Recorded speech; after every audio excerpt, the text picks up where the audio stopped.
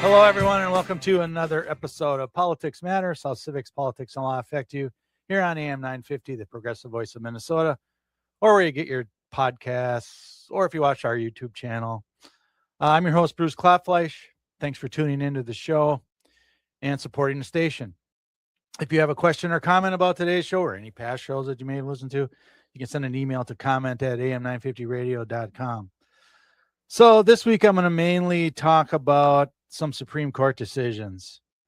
Now, as we've covered on previous shows, the end of June is the big time for the Supreme Court because it's the end of their term. Their term goes from October through June. And very often at the end of June, like literally the last days of June, is when they put out most of their biggest opinions for that term. And that's what happened here in this term as well. So I'm going to talk about some of the decisions that were done over the last week of their term. I'm not going to cover all of them because there were plenty of them. Again, this is something that happens every year where they just put out a whole bunch of them at the end of June. So I'm going to talk about some of them because I think predictably some of them are going to be bad for democracy. Some of them are going to be bad for us. But if you are somebody who is rich or own a corporation, you're probably thinking, hey, things were pretty good this term with the Supreme Court, unfortunately. So, as is always with the Roberts Court, the rich get what they want. The rest of us, not so much.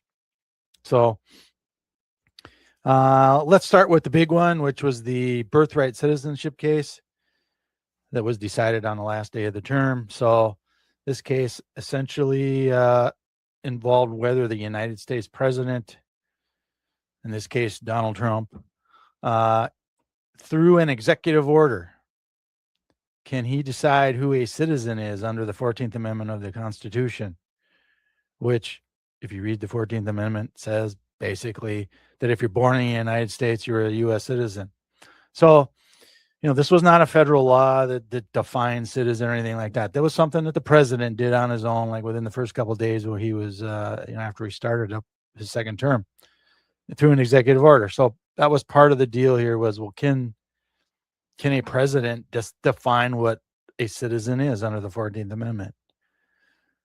So, and I talked about this case previously, and I thought in the end, if I had to bet a lot of money on it, I said that the U.S. Supreme Court would probably overturn Trump's decision. But, and this is what did happen, it was going to be a close decision. This was not, even though it should be, this was not a 9-0 decision. I mean, if you go by the words in the 14th Amendment, it's pretty clear that if you're born in the United States, you're a citizen. Doesn't matter if your parents are illegal or anything like that. It doesn't matter. But it does to this Supreme Court. So you had Clarence Thomas, Sam Alito, and Neil Gorsuch saying, nah, we would have ruled that Trump can do this. So then you also had a concurring opinion by Justice Kavanaugh, which I'll just talk about here in a second. But if you go by what's actually in his concurrence, this was probably, rather than he agreed with the ultimate decision. But he did say that if Congress passed a law defining, what a citizen is, he would be fine with that. But because in this case, it was not a congressional law that did that. Rather, it was an executive order from the president. That's kind of what made his vote to be against what Trump did. But he has given now an out to a bunch of the MAGA people. And, they're already talking about it. Trump's already talking about it. There's already Congress people saying they're going to introduce a bill to basically, outlaw anchor babies, as they call them.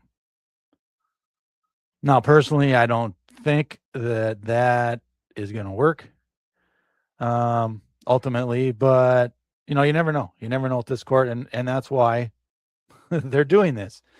They're just trying to find another way to get another case up in front of this Supreme Court, and, maybe they can convince, they might get Kavanaugh's vote if they did it that way.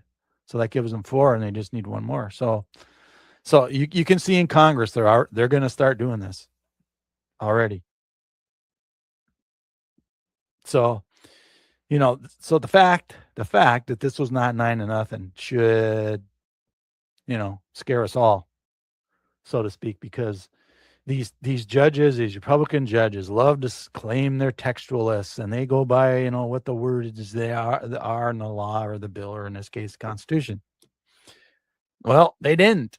At least 3 of them, and maybe 4. So, that's not a good thing. The good thing, I guess, is, well, at least they ruled against Trump. But there's certainly, it should have been a 9-0 decision. That should have been a very easy decision. But as we've seen with the Supreme Court, like with the presidential immunity case, that should have been a 9-0. No, you can't do that. But they gave it to him. So, plus, I've said before, this Roberts Court is one of the things that's going to go down in history for, is how much they overturn their own precedent. The Supreme Court's own precedent. This was a case. There was a prior case in the 1890s that ruled, if you're born here and your parents were here illegally or undocumented, however you want to call it, you're still a citizen. But that didn't matter, again, to these people on the Supreme Court. Enough of them are ready to just throw away that precedent, but they didn't.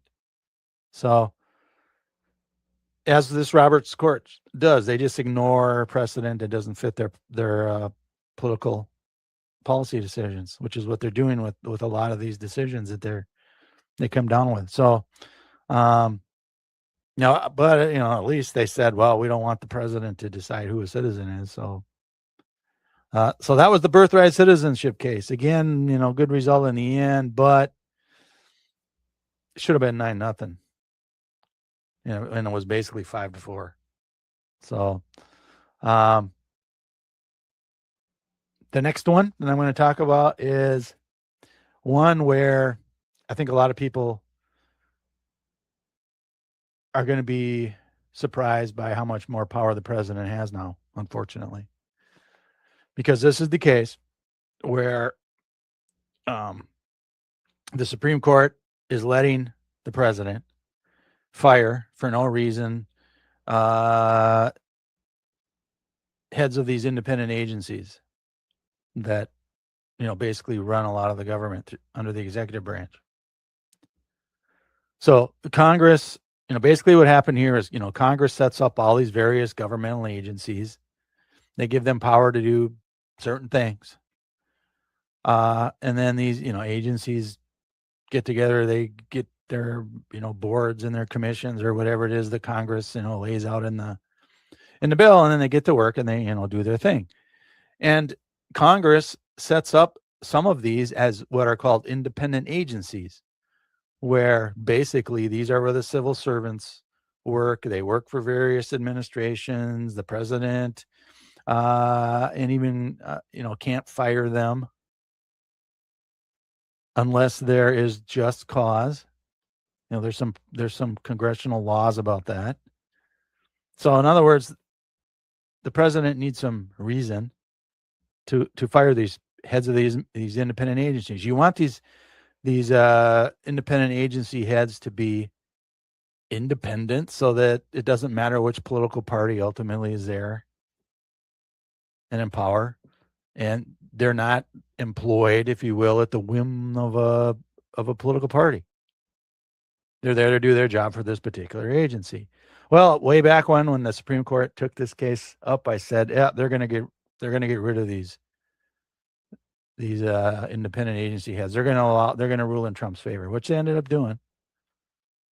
Not surprisingly, it was these 6 MAGA Republican justices. So as was many of these cases, it was a 6-3 decision. So in this particular case, Rebecca Slaughter, she was a commissioner for the Federal Trade Commission, or FTC. And she was actually appointed initially by Trump in 2018. And then Biden reappointed her. And then, whatever she did, and Trump wanted to fire her, and he did. So she contested it in court, and the Supreme Court said, yeah, you can fire her.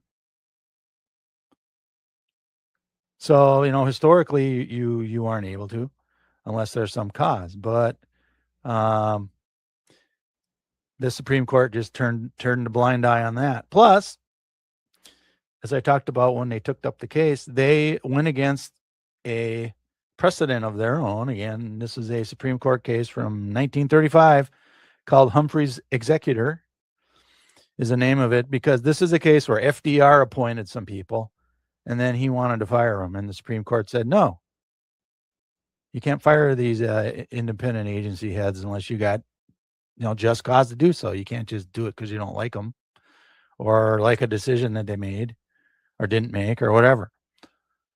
So this was a clear precedent from the Supreme Court that you can't do this. And they just ignored that too. So here you have the Supreme Court in the decision, they overturned the Humphrey's Executor's precedent and said, yeah, this is basically, in their mind, this is a separation of powers issue between Congress and the president. And previously the Supreme Court had said, well, this is Congress's purview here, unless you have just cause, because that was the law that Congress passed. You can't just fire these people. Well, according to this Supreme Court, no, it's the president. President can do that as a head of the executive branch. So too bad. Too bad, Congress. So now we're going to get Trump probably at some point in the near future is going to go out and fire a bunch of people that run these agencies. And then, as he has done with his various cabinet positions, he's going to appoint people who have no idea what they're doing, no expertise in anything, and they're just going to try and run down the agency. Because this is what the Republican Party has been wanting to do for decades, mainly since the 1970s. Right? This is all laid out in Project 2025. That this is one of the things they wanted to do when Trump was president. So again, this decision is not a surprise. I saw it coming. It's like, yep, it's going to be 6-3. They're just going to do this because they want to get rid of the administrative agency state. Now, you've seen some of the problems with that already when they fired a bunch of federal employees, and how badly that has worked out with trying to run the government. Well, now they're going to try and get rid of a bunch of these agency heads, and it's going to get even worse when he appoints incompetent people to take their place. So that's something to look forward to in our future, because the Supreme Court, again, ignored their own precedent and ignored a law passed by Congress. So again, no surprise with the decision, but there's going to be a lot of power now transferred from Congress to the president. And this is what I've talked before on the show about, how this is what John Roberts and these justices, these Republican mega justices, have been wanting to do for years, is take power from Congress and give it to the president, or take power from Congress and give it to themselves, the Supreme Court, which they've done. Right? And this is just another example. They're taking power from Congress and giving it to the president. This is part of their view about the unitary executive theory that the president, is basically a king. And by this decision, the Supreme Court gave him that much more power to become a king.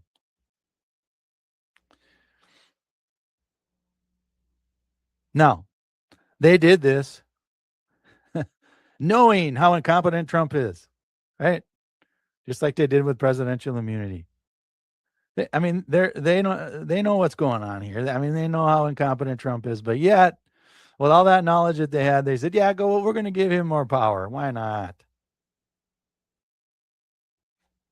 So, these agencies are independent for a reason, but now the president is going to be able to meddle in them. If he doesn't like what some agency heads did, he's going to get rid of them. He's going to dump them all. And now he can. So they just gave that much more power to the most corrupt president in our history. And there are 19, at least the best I can figure, 19 independent agencies out there. So there's plenty of people to fire and replace with idiots who don't know what they're doing. They're just stooges for Trump. And, I've said before, this is just another example of how, John Roberts runs around saying, oh, everybody doesn't like us because they think we're making political decisions. Well, yeah, you are. You just did it again.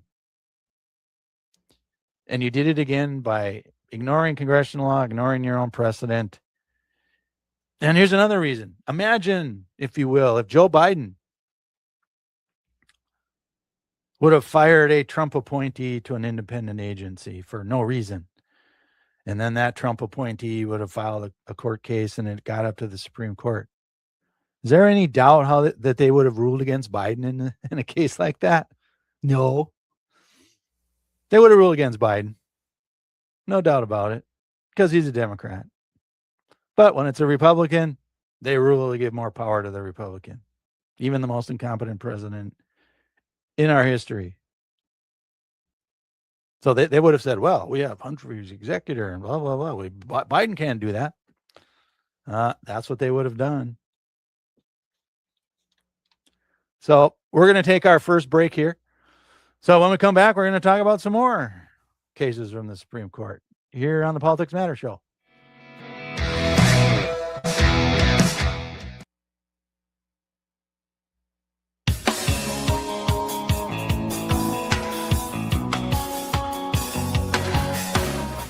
All right, welcome back to the Politics Matter Show, how civics, politics, and law affect you here on AM 950, the progressive voice of Minnesota. I'm your host, Bruce Klopfleisch. Thanks for tuning into the show.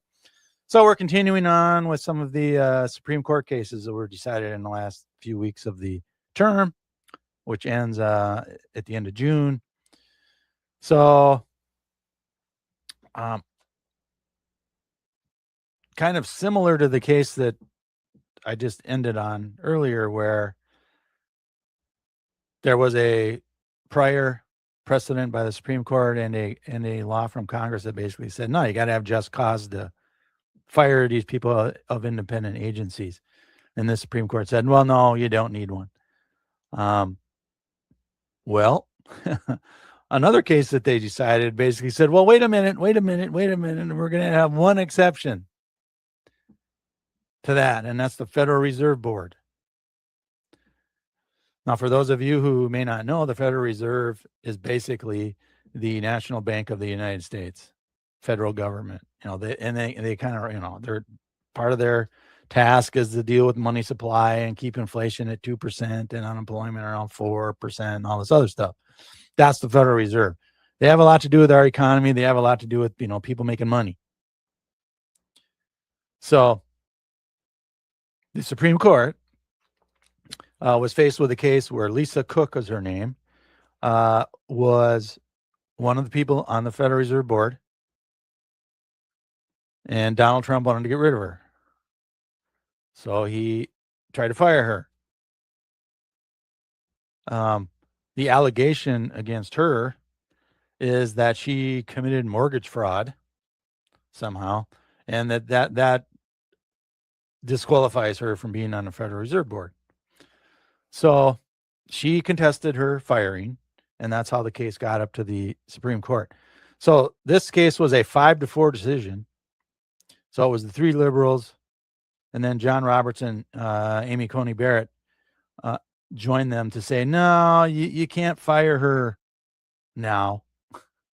Maybe you can later, though. I think that's how Barrett and Roberts decided decided with the three Democrats here in this case. Basically, what happened here is they are going to let her case work itself out in the lower courts, and they're going to see if the Trump regime is going to charge her with crimes relating to these, mortgage fraud, which they haven't yet. There isn't any, real evidence probably against her. If there was, it would have come out by now, or they would have charged her by now. But they can still try and get charges filed against her. I don't know that it will be successful, but at least in this decision, the Supreme Court said, well, we're gonna create an exception for this Federal Reserve Board where you're gonna have to have some kind of just cause before you can fire them. Now, I have my suspicions about why they ruled the way that they did, because this is the Federal Reserve Board. This is about the economy, capitalism and money, and all this sort of stuff, which, of course, the Republicans love. They want to make money. They are making a lot of money. So they don't want the Federal Reserve Board, presumably, to be subject to the whims of the president, who can tank the economy. So I think the Supreme Court here, at least the 5 of them, so 2 of the MAGA Republicans at least, decided, I don't know, that's kind of too much power for the president. Now, unless there is some just cause, which, if she's charged with mortgage fraud and is convicted, then the case might go back to the Supreme Court to say, well, is this enough for just cause or not? But I think that the Supreme Court recognizes that we don't want a bunch of political hacks on the Federal Reserve Board. If they allow Trump to just fire them all, right? That would send too much of a shock to our economy, and they just didn't want to take that risk. But there's still 4 of the people here who are willing to say, yeah, you can fire all the people on the Federal Reserve Board if you want to. There were 4 of them willing to do that, which again just shows you how political these decisions are for the Republican Party, right? I mean, it's clearly what they're doing here. Whatever the Republicans want, we're going to give them. So, I guess Coney Barrett and Roberts want to keep their 401k plan funded, I suppose, instead of leaving it to a bunch of political hacks that Trump would presumably appoint after firing all these other people. So, the next horrible decision that I want to talk about here is the case where the Supreme Court, again, 6-3. This is a common trend here. So we got the 6 MAGA Republican justices saying, you know what? You can just ignore the process to revoke temporary protected status for people from Haiti and Syria. So, not surprisingly, Sam Alito wrote this decision, the racist that he is. And this involved Kristi Noem when she was the head of the Department of Homeland Security. She had revoked temporary protected status for people in Haiti and Syria, saying that we're not going to let you go through that process. Now, what this case was about is there is a process, a legal process that Noem had to go through in order to do this, ultimately revoking temporary protected status. She did not do that process. So that's why there's a lawsuit brought in the case. Well, the Supreme Court just ruled, and the 6 Republicans said, well, you don't need to go through that process. You can just do it. Who cares? These aren't white people, so that's good enough for us. Right? So, and even Alito's like, he wrote in his decision, well, the plaintiffs, in this case, the Haitians and the Syrians, are unlikely to succeed in their claim of a violation of the Equal Protection Clause. So even putting the breaking of the process sort of thing aside, they also claim, well, we're being treated differently here. We're entitled to equal protection. And Alito's like, well, no, you're not. You're not going to succeed in that. So too bad. And he also said, you can start these deportations immediately, Trump, if you want. Or in this case, Mark Wayne Mullen now, who's the new DHS head. So this decision, no doubt about it, was one where they just further cement the Roberts Court Republicans as being racist, plain and simple here. I mean, there isn't any doubt about that here. Again, they just ignored federal law, the process that Kristi Noem was supposed to go through. She didn't, and they're okay with it. So, the problem with this case was that the Republican MAGA 6 justices here didn't answer the real issue in the case. That Noem was supposed to go through this process. When you revoke temporary protected status, by the way, temporary protected status is something where, like, if you're from a country and there's a civil war going on in that country and you want to get the hell out of that country, you come to America, you can apply for temporary protected status because your country's in a civil war, right? You want to get out of there to save your lives and your family's lives, right? That's basically what Haiti and Syrians were doing. And so there's a process to get this temporary protected status in the first place, which these people did. But Noem didn't follow the process to get rid of it. Part of what they're supposed to do is assess whether, in this case, Haiti and Syria, whether it's safe for these people to go back there. Have you checked in on Haiti lately? That government there basically doesn't exist. It's run by rival gangs. The Haitian World Cup soccer team couldn't even practice or play in Haiti because of the violence that was going on there.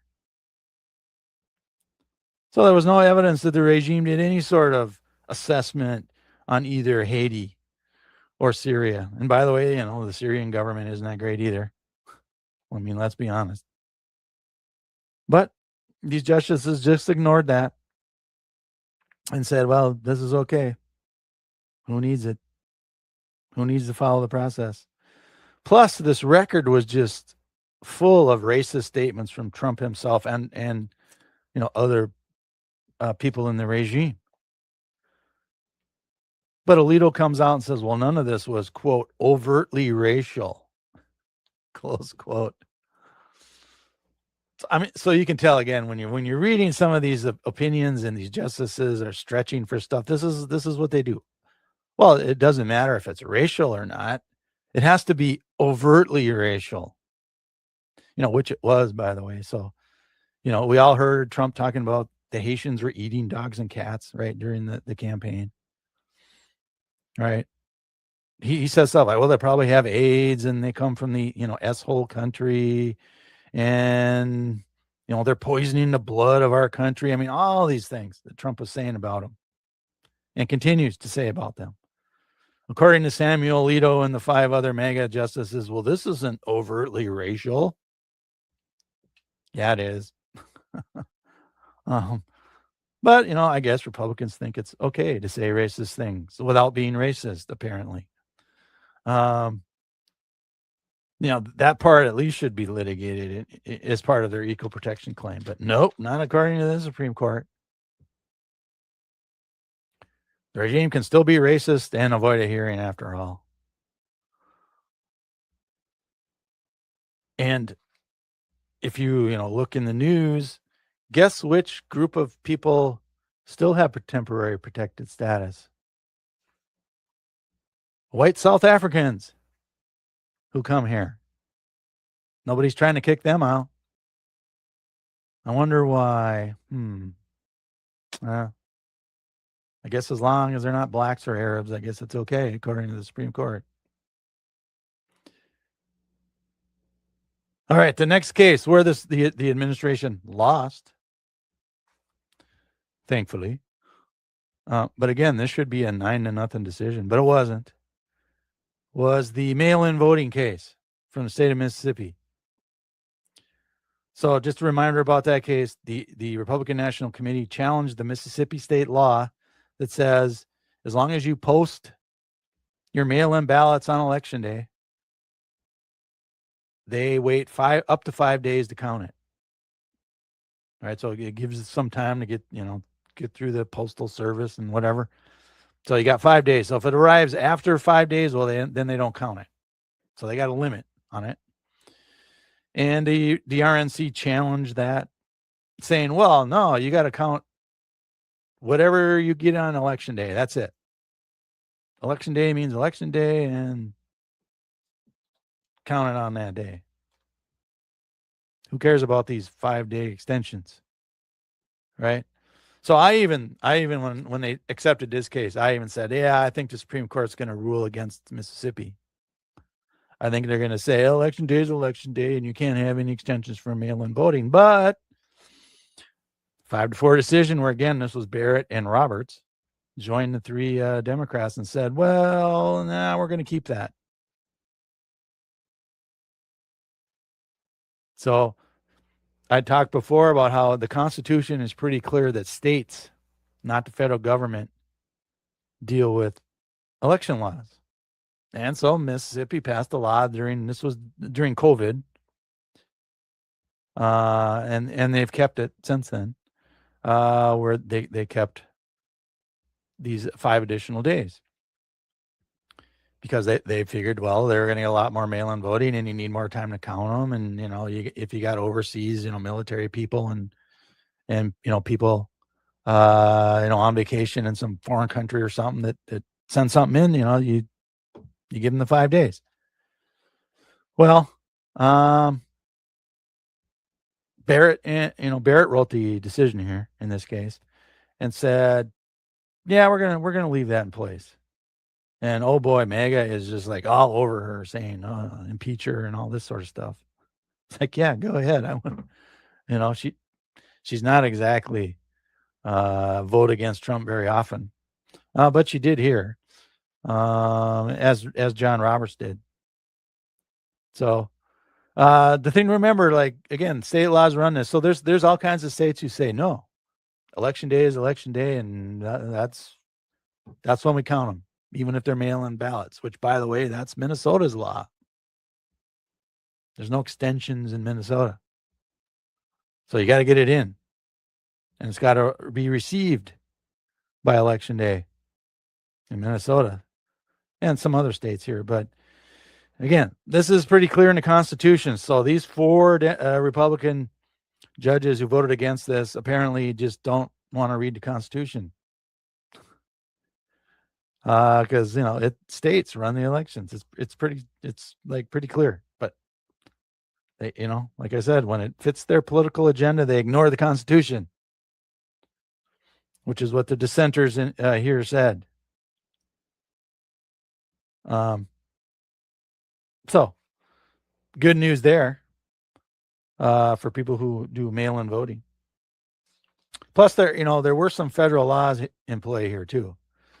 For people in the military, there's a federal law that gives some the overseas people some extra time to turn in their stuff. So that case, they ruled against the Trump administration here. And when we come back from our next break here, I'm going to talk about another one where they ruled against Trump, and he's not too happy about this. So we'll talk about this on the other side of the break here on the Politics Matter Show.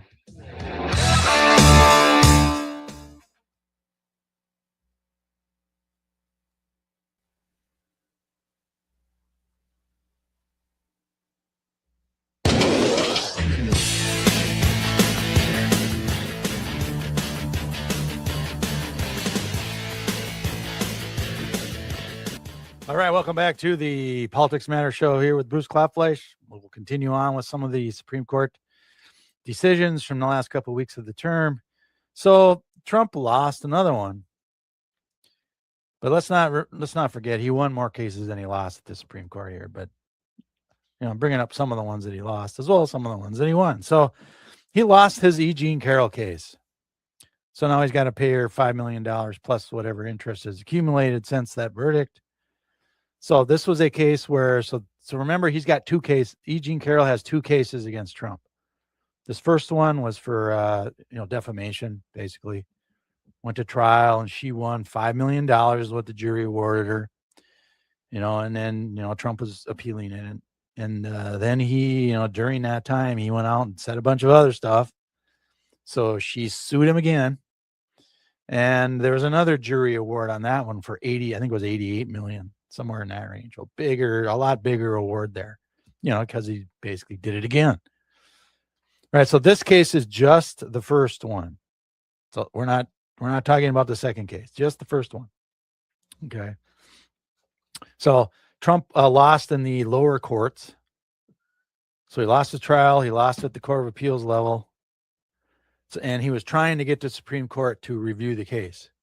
So remember, I've talked before about how for the Supreme Court to agree to take a case on appeal, they have 4 of them, 4 out of the 9 have to agree to hear the case. Well, Trump did not get 4. So the Supreme Court denied taking his appeal, which means, again, they didn't actually take the case. They didn't look at, the arguments. They didn't do anything. They just said, well, 4 out of the 9 didn't want to take it. So they denied his petition for review, which they do they do a lot of that during their term. So for some reason, though, they waited till the end of the term to do it here. So he lost ultimately. Now he's out there saying, well, I'm going to do other things. And no, you can't. Like, the Supreme Court's the end. So when he appealed his case, he did a appeals bond. He filed with the court with the that included the $5 million, and hopefully there's some money in there for interest too that has accrued. So E. Jean Carroll has already requested from the trial court that heard the case to pay her that money. So, and of course Trump doesn't want that to happen, and I mean, we'll see what happens there, but she's owed the money. So he ended up losing that case. But another one that he did win, again, I predicted this one too, where this Supreme Court, to nobody's surprise, sided with the Republicans to throw away some more campaign finance laws, right? Because to them, political speech is money. That's freedom of speech. Money, money, money, money. So this just allows more bribery of the politicians by the rich people. So this was a case that dealt with how much, money a political party could contribute, directly to a campaign. So they threw out that one now. So you're going to see the RNC and get more money and give more money to candidates themselves, not super PACs anymore, probably.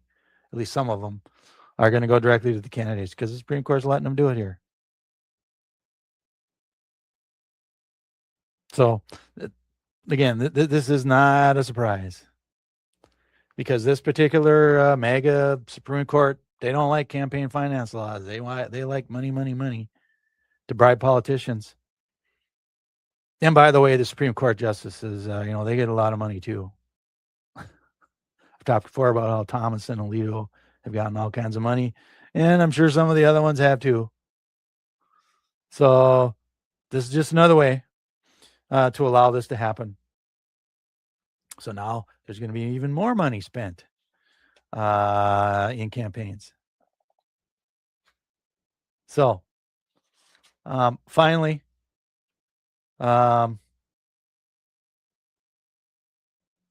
there's a case that, again, this probably wasn't a surprise, where the court ruled that, 6-3 again,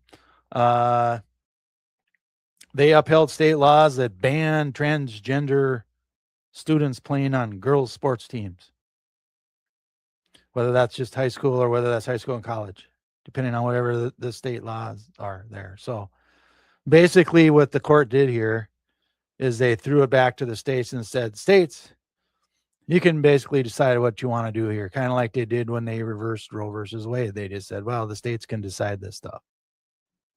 And that's what they did here. There was I think it was West Virginia and Idaho, I think was here, the state laws that were challenged. And so they're letting them stand.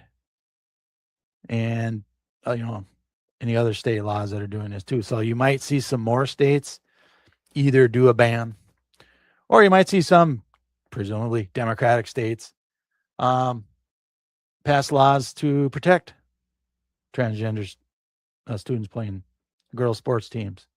Now, one thing to note about this case, and I talked about this when they took it on appeal, is this doesn't ban transgender students playing on men's sports teams or boys' sports teams, whatever you want to call it. Okay, it's just women's sports teams. I wonder why that is, right? It's like, well, I guess it's going to be okay to play on men's sports teams. I'll be curious to see if somebody challenges that law, if somebody passes one, because these were just specifically on women's sports teams. But I guess it's okay to be on men's sports teams if you're transgender.